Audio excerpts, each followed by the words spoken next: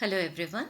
Let's look at shlokas 134 and 135 in Lalita Sahasranamam. Rājarajeśvarī, rājyadāyinī, rājyavallabhā, rājat-kṛpā, rājapīṭha, niveśita nijāśritāḥ, rājyalakśhmīḥ, kośanāthā, chaturaṅga baleśvarī, sāmrājyadāyinī, satya, sandhā, sāgara, mekhalā. Let's take a look at the meaning of the namas.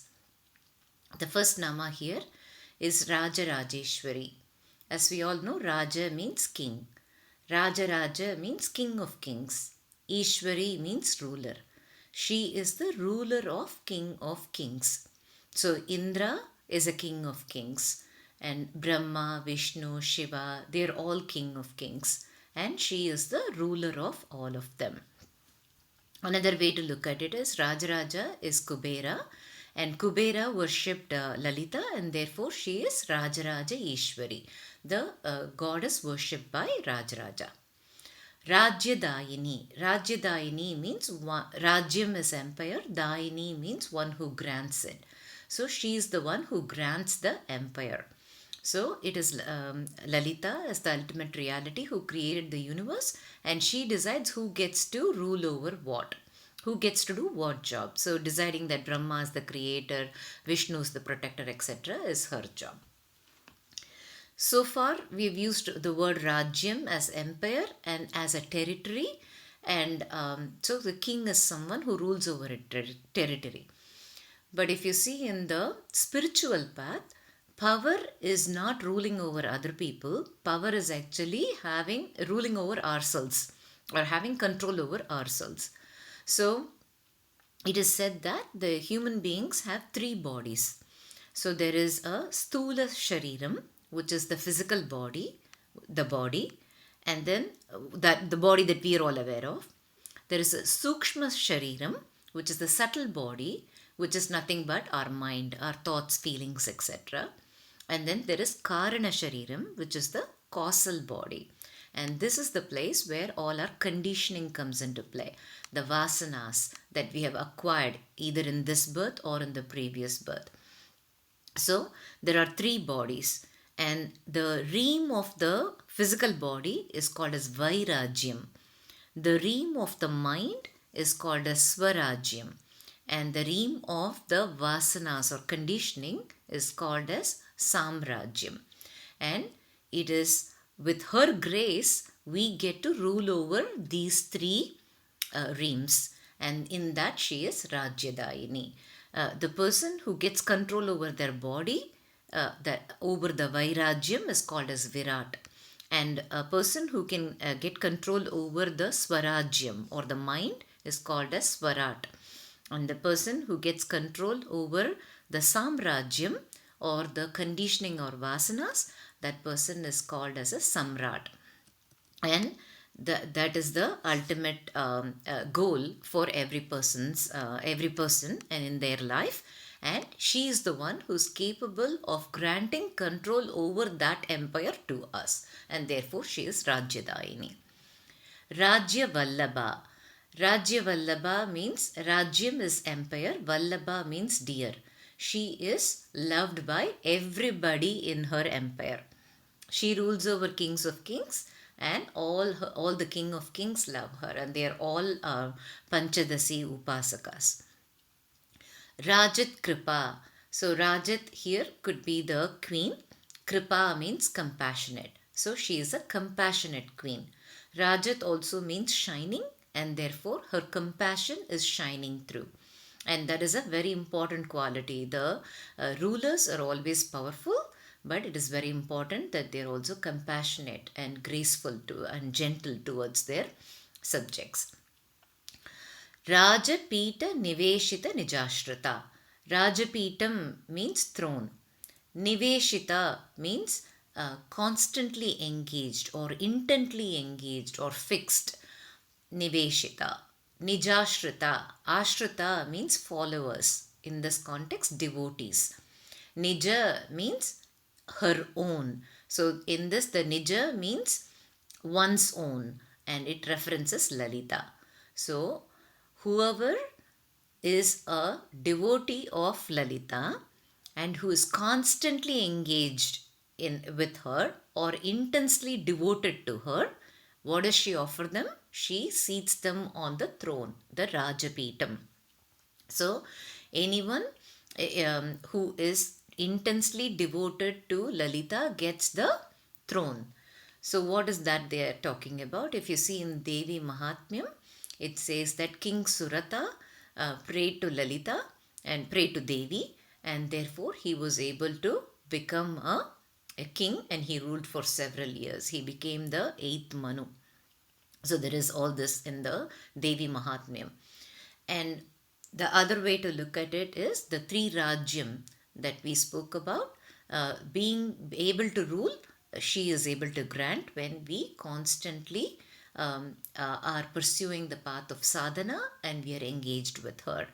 And the other way to look at it is the result of that sadhana is the transformation, the ability to let go of our conditioning.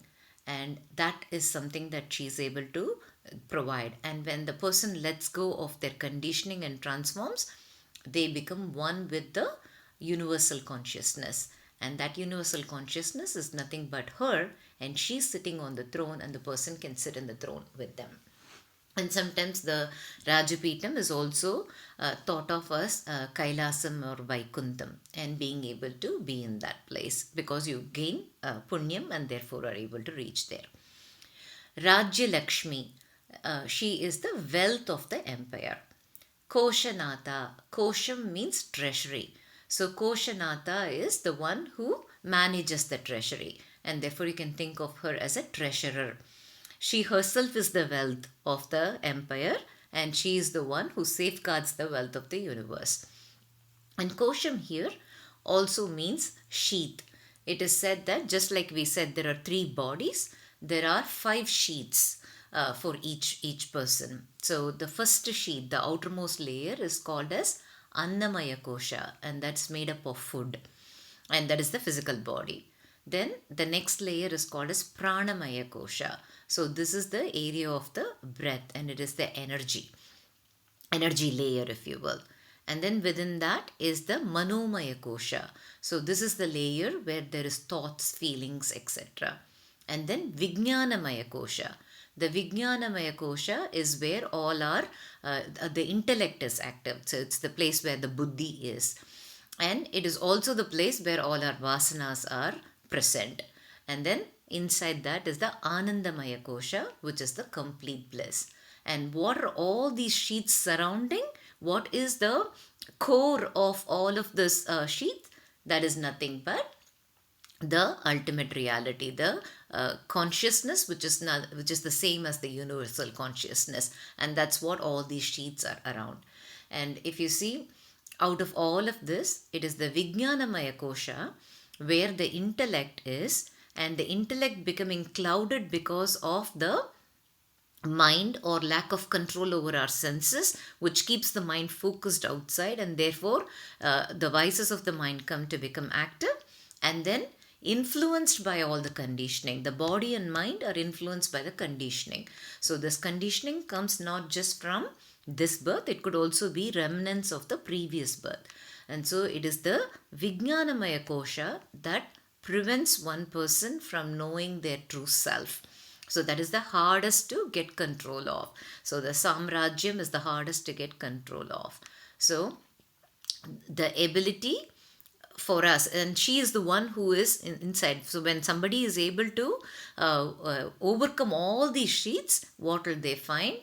In the Anandamaya Kosha, the center of that is none other than Lalita, the ultimate reality. So in that, she is the kośanāthā. She is the core that is protected by all these sheaths, or that is covered by all these sheaths. Chaturaṅga baleśvarī. Chatur means 4, Angam means part, Balam is strength, and Ishwarī is ruler. So she is a ruler who has 4 armies. And so every army has 4 parts to it. There are foot soldiers, there are horses, there is elephant and chariots. And therefore she has all 4 of them. And we've seen that in the Lalita story, where she has Giri Chakra Ratha, Geya Chakra Ratha, Chakra Rājarājeśvarī. So all these chariots are there, and Ashwarūಢa, Sampatkari, they all had all those cavalry and elephant army, etc. The other meaning to the chaturaṅga baleśvarī is the chaturangam references the antakarana. So for human beings, there is manas, there is ahankaram, there is buddhi and chittam. These are the four things that are important for transformation. Anyone who wants to transform has to be able to still their mind, and that stilling of the mind will happen only if the ahankaram is removed, because this ahankaram will cloud the buddhi as well. And when buddhi is clouded, then we'll be under the influence of our conditioning, and therefore will act in a different way. Unless and until buddhi becomes clear, the sattva gunam will not come up. And therefore, anyone to transform themselves and to be in the path of sadhana, these are the four things they have to conquer. And she is the one who gives us the balam, the strength to conquer those four things. Sāmrājyadāyinī. Samrajyam is a big empire, and we have seen in this context, Samrajyam is being able to rule over your conditioning, or being able to transform by letting go of our conditioning.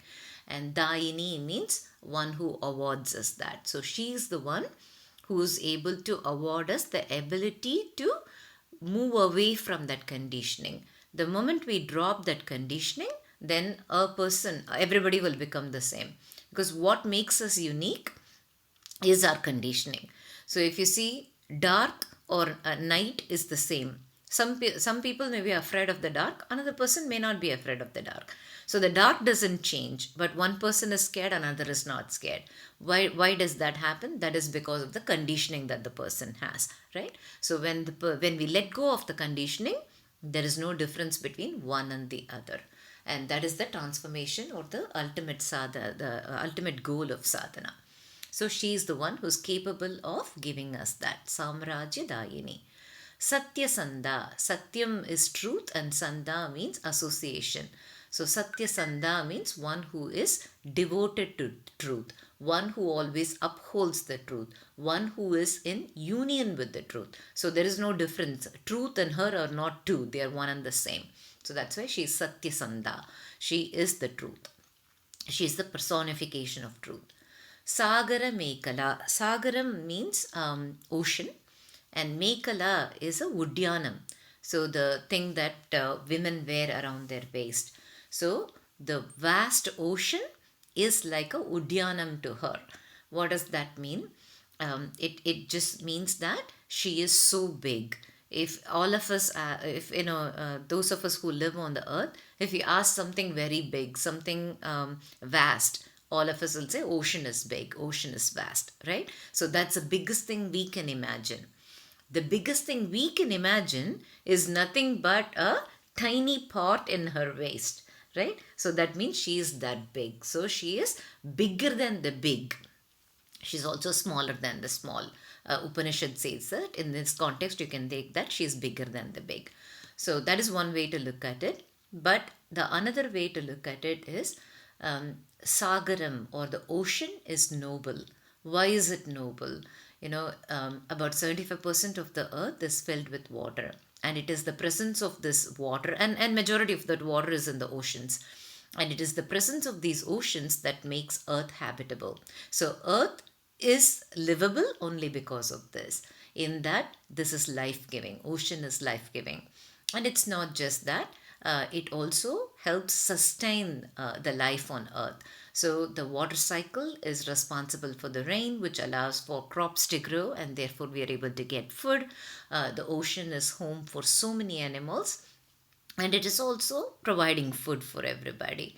And if you look at the ocean, the waves never subside. It's constantly doing its duty, and it is not expecting anything in return from anybody. So all these represent noble character, where the ocean is giving life, supporting life, giving without asking for anything in return, giving without expecting, giving as if it's its duty. Nobody's asking, it's just doing its duty.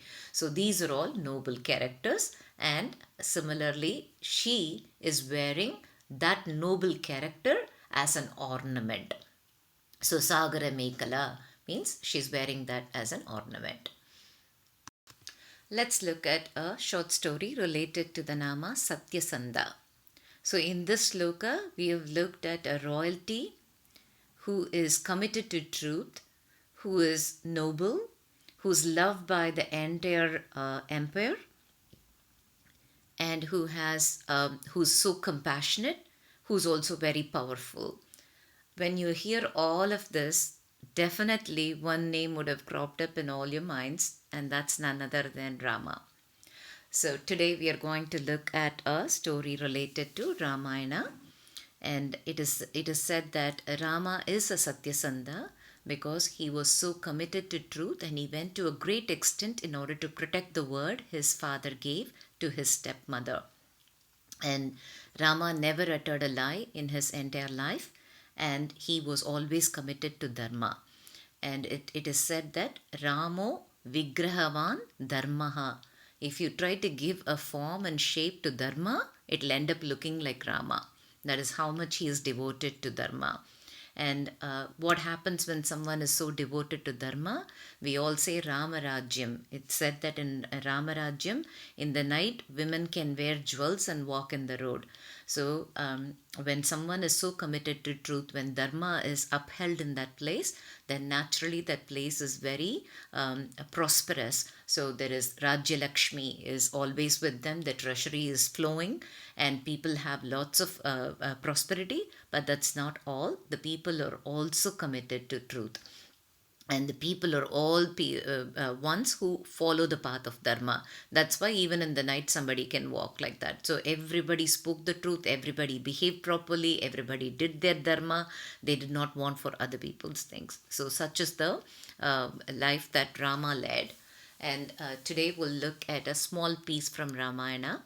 And we are going to the point where Kaikeyi has told Dashratha that her son has to be the king and Rama has to be banished.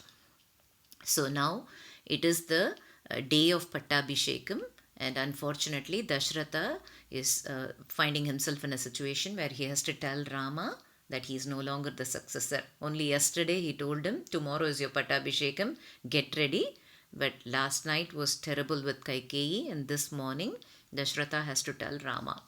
So Dashratha is deeply anguished and he doesn't want to do this, and so he's not acting. The day has, it's dawn now, and he's just sitting there. And immediately Kaikeyi sends Sumantara, and she tells him, go bring Rama here. So then Rama is coming to meet Dashratha, and as soon as he enters the place where Dashratha is sitting, immediately Rama senses that something is wrong.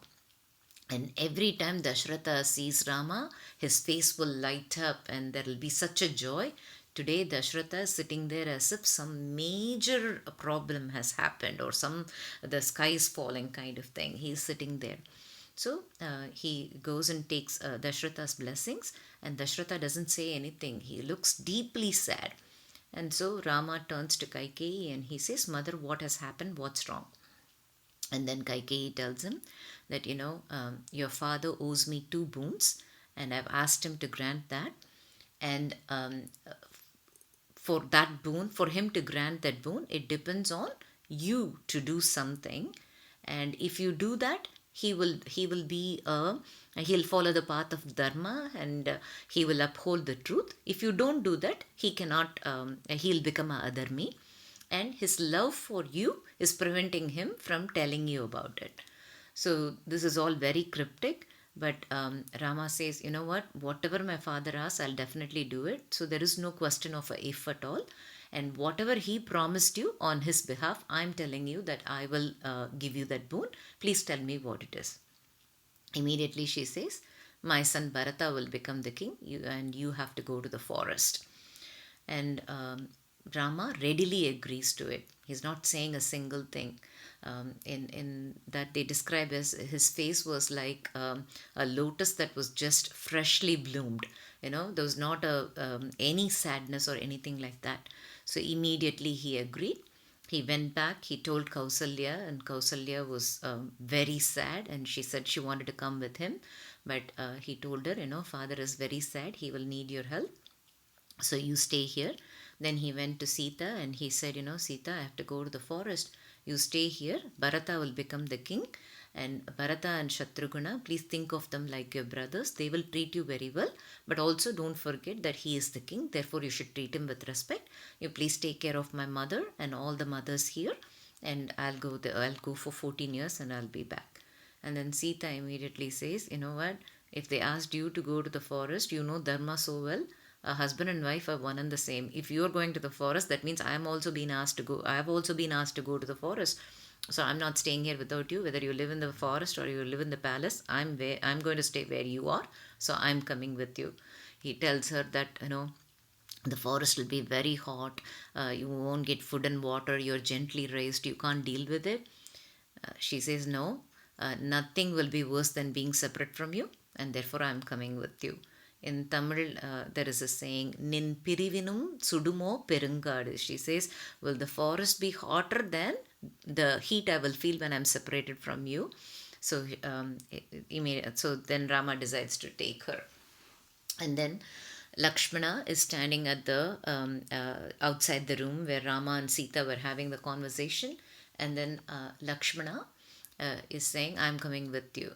And then he says, don't even try to argue with me, Rama, that I shouldn't come. I heard what you told Sita. You told about Bharata, Shatrughna, all the mothers, but not once did you mention my name.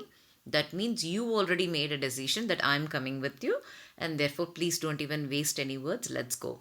So Rama, Lakshmana and Sita are now all dressed in that sannyasi attire, and they go to Dashratha and they're asking, they're bidding farewell to Dashratha.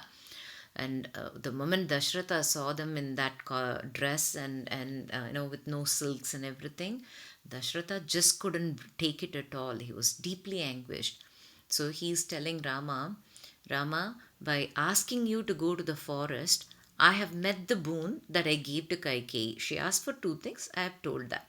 Now, if Bharata becomes king, there is nothing preventing you from fighting for your birthright. So you take the weapon and go fight and you win over the throne. So that way you will become the king.